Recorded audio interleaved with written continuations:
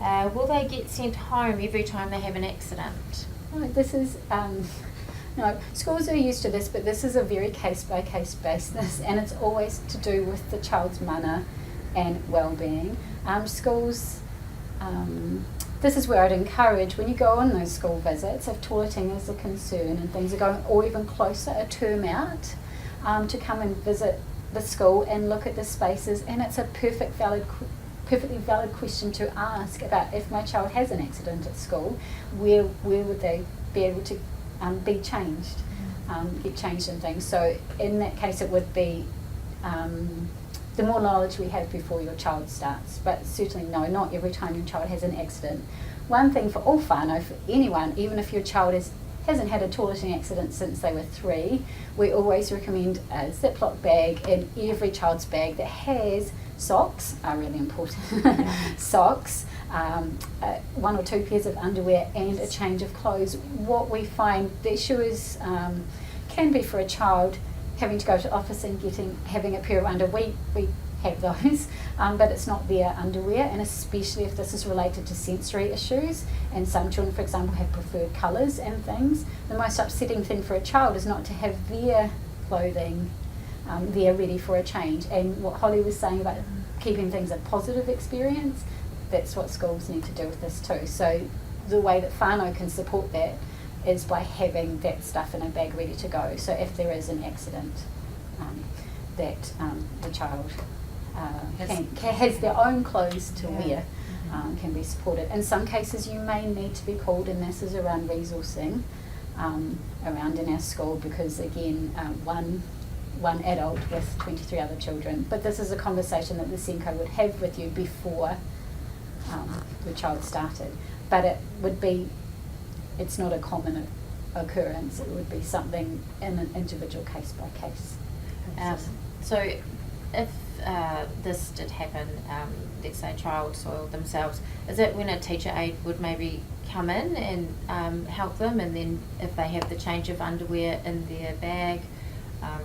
Depends on how your schools run, and this is where, and if we're talking about, we would already have a plan in place if this was a known toileting issue, as opposed to a one-off, which would be a very different case where the child would, let's go and visit over in the office, where there are often bigger changing areas. And there's a continence toolkit that's available, and it's available to schools on Stronger Schools or Leading Lights. And it was developed around routines. This is the one that we give families at home. That's also got some information around basic activities of daily life, bladder and bowel, as well as the importance of eating 5+ a day and well-balanced diet. But the schools one is a modified version of this that sits more around the timed toileting and the drinking to try and reduce those accidents from happening during the day. And one of the goals that's on there is also, like you've said as well, is identifying a safe place that your child feels comfortable to get changed, that maintains their privacy and their dignity as well, and somewhere to store any of those wet and soiled clothes as well during the day. That's not necessarily, don't want it back in your school bag with your lunchbox, but making it somewhere that's safe for that child. And I guess dependent on the school, you usually have a toilet. I know that the school that my daughter goes to, they have a toilet near the office area that's like a safe spot for the toileting. Will they have to wear pull-ups? No. No, this is, if it was something of a serious toileting concern, we would be taking guidance from a public health nurse or anything else. There are some cases where children do start school in pull-ups, and that is set up. If a child is starting school in pull-ups, 100% we need to apply for some funding to support the changing of pull-ups and have that routine and those things in place. So there is a health needs fund that schools need to apply for, where we detail the plan, and that is signed off by a medical professional, contributes to that funding. But your child may start school in pull-ups. Schools do not enforce pull-ups for accidents. And we would encourage, if they're having daytime accidents, to go in undies or knickers, but as you've alluded to before, make sure that you send ample changes of clothes and a wet bag to store anything in as well. But yes, there are some children that do as well. How can a school support my child's dignity when other children notice the accidents?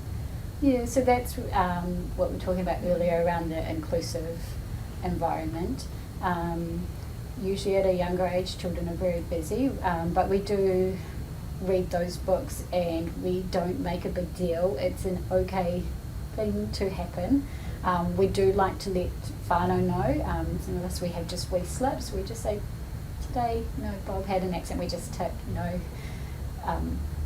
it could be what was happening at the time or something, and date it, just so that whānau know, because so that you know, and just go in the reading folder and go home. With older children, usually there's already been a plan being put in place that may, and we follow through with the plan. And for example, some children, it may just be a weak signal to the teacher. A thumbs up means I need to go over to the office, and that's where their clothes are, and that's where they go through. With other children who need toileting reminders, and we do this from 5-year-old too, we may just have a little, again, a hand signal or a visual, and we just might walk past and show that visual, and we have an agreement that means we go and try on the toilet. Right, so there it's definitely handled that way in partnership with whānau.